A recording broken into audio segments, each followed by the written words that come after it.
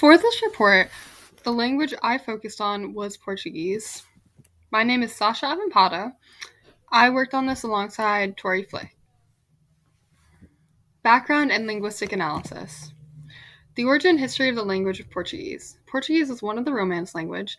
Portuguese is originally a descendant of Latin, which was brought to the Iberian Peninsula by Roman soldiers, settlers, and merchants around the year 216 BC.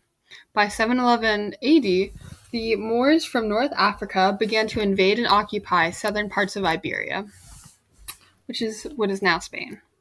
Arabic became the main language in their conquered territory, and some words were borrowed from Arabic into local varieties of languages during this time, which would eventually bleed into Portuguese.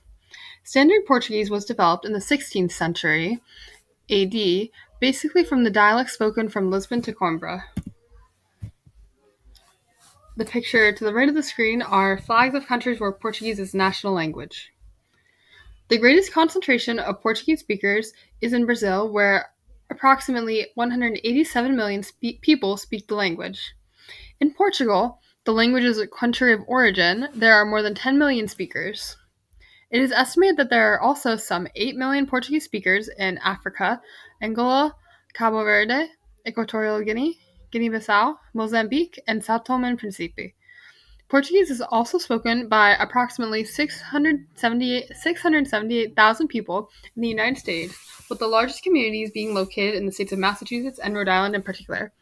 Rhode Island has the highest concentration of Portuguese-speaking people per capita in the United States. The writing system of Portuguese is in some ways similar to English, as both languages use the Roman alphabet. As you can see below, there is a chart outlining the letters in the Portuguese system of writing, as well as their phonetic pronunciation.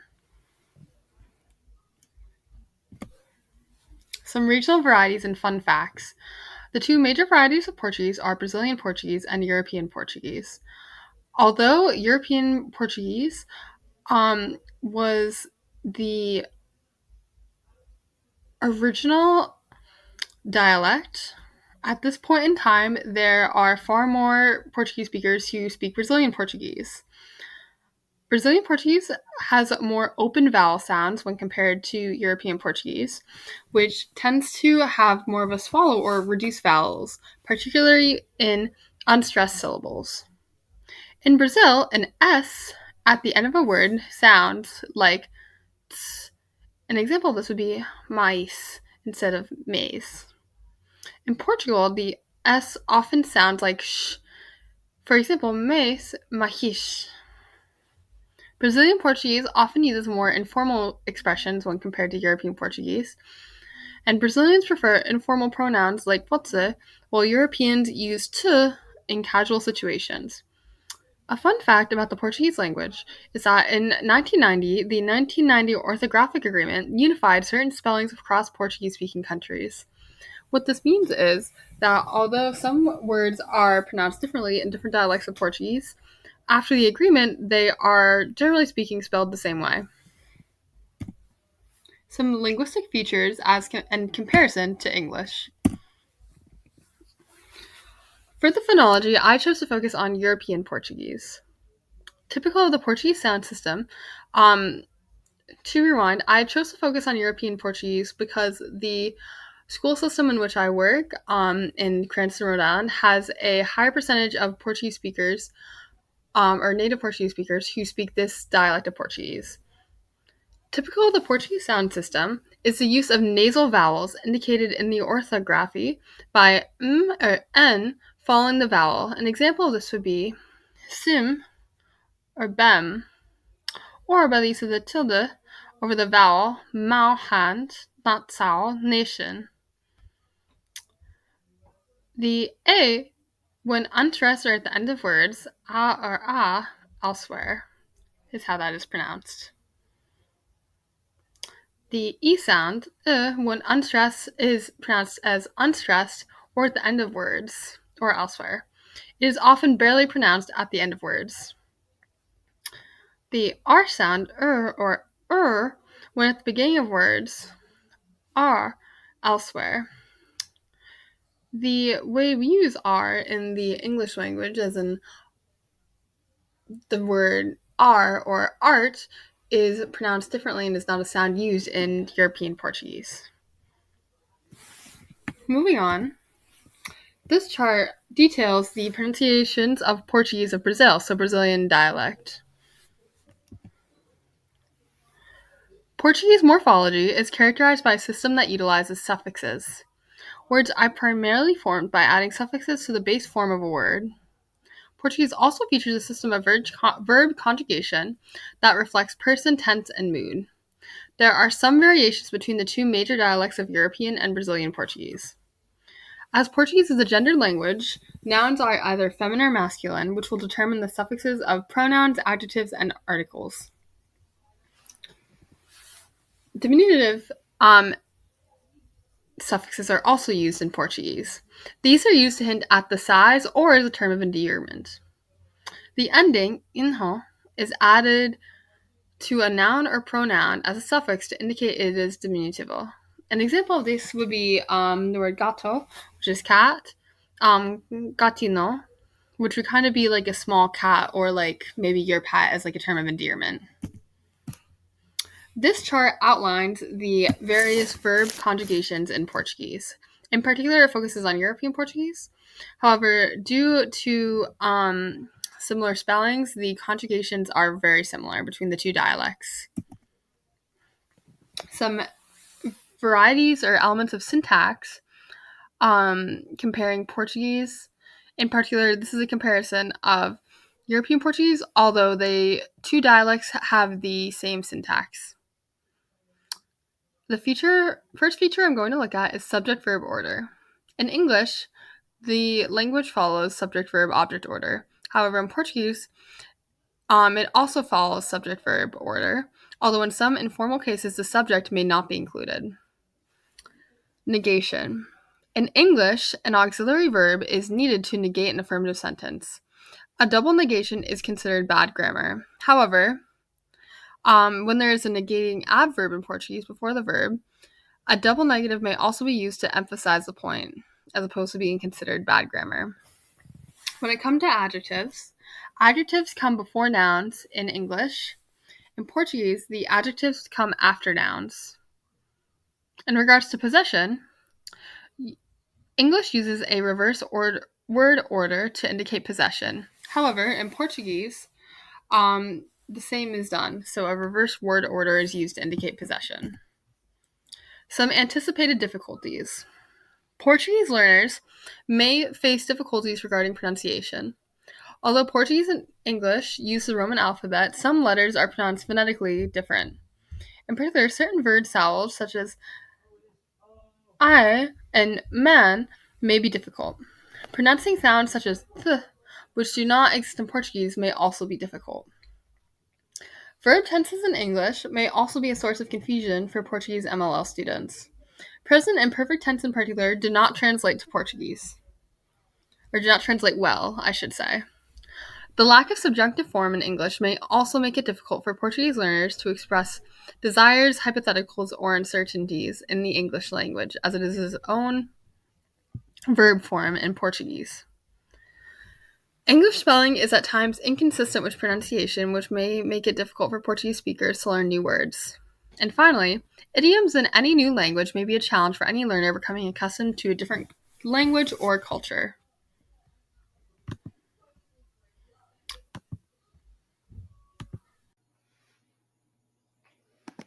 Now let's start with exploring the unique background of Portuguese-speaking ELL students. These learners come with language skills that can be an asset in learning English. For example, there are many cognates between English and Portuguese. Words like education and educação that have similar meaning and forms. Highlighting these connections help build confidence. However, cultural norms may affect classroom participation. Many Portuguese-speaking students show respect by remaining silent or hesitant to challenge authority. Understanding these behaviors is key to supporting their engagement. Another consideration is their use of gestures and physical proximity, which are important in communication. For example, they might naturally stand closer, or use expressive body language, which reflects cultural norms. Finally, we need to recognize the challenges of learners, specifically English sounds like the th in this or the vowel sound in sit, which may not exist in Portuguese. To help Portuguese speaking students thrive, we can use several strategies. Bilingual resources like glossaries or translated materials provide a bridge to content while students are still acquiring English. For instance, offering a Portuguese English glossary during a reading assignment can make a complex vocabulary more accessible. Explicit phonics instruction is also crucial. Teaching difficult sounds through repetition and modeling helps students master pronunciation. Grammar scaffolds, like sentence frames or structured writing activities, allow students to practice syntax in manageable steps. Lastly, visuals are a powerful tool. Images, charts, and videos can provide context and clarify abstract concepts. For example, showing a video of a science experiment alongside an explanation makes it easier for a student to grasp. Participation is often challenging for English learners, but there are effective ways to encourage it.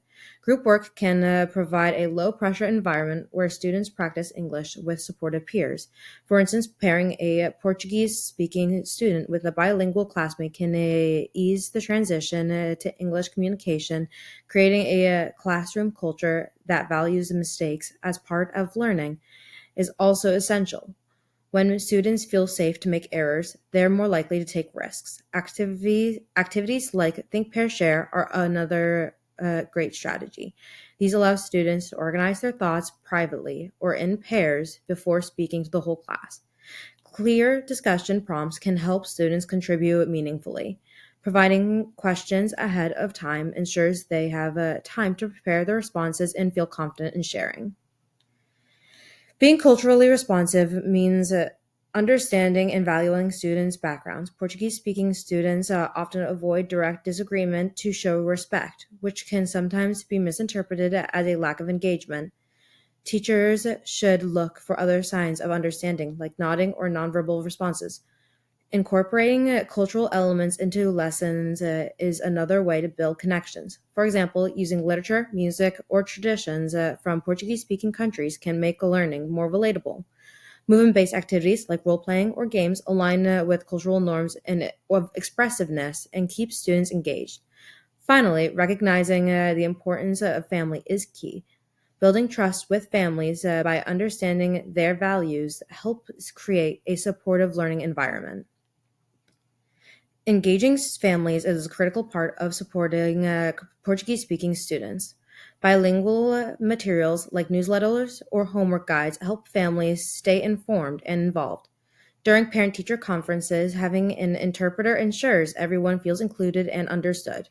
Technology tools are also helpful. Apps like Duolingo and Quizlet allow students to practice English independently at home. For example, Duolingo can enforce vocab through interactive games. Interactive classroom tools like caption videos or voice typing softwares support listening and writing skills. These tools can make learning more accessible and engage for multilingual learners. Here are some excellent resources for teachers working with Portuguese speaking ELL students. Colorin Colado provides bilingual guides and strategies for educators and families. TESOL International Association shares best practices and researches for supporting multilingual learners.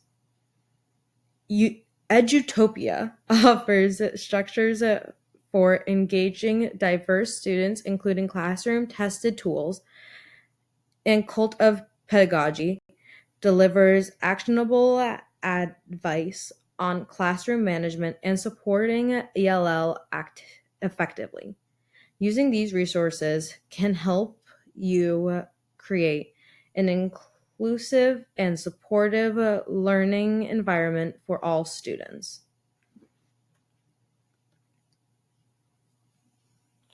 Thank you for your time. Here is our works cited.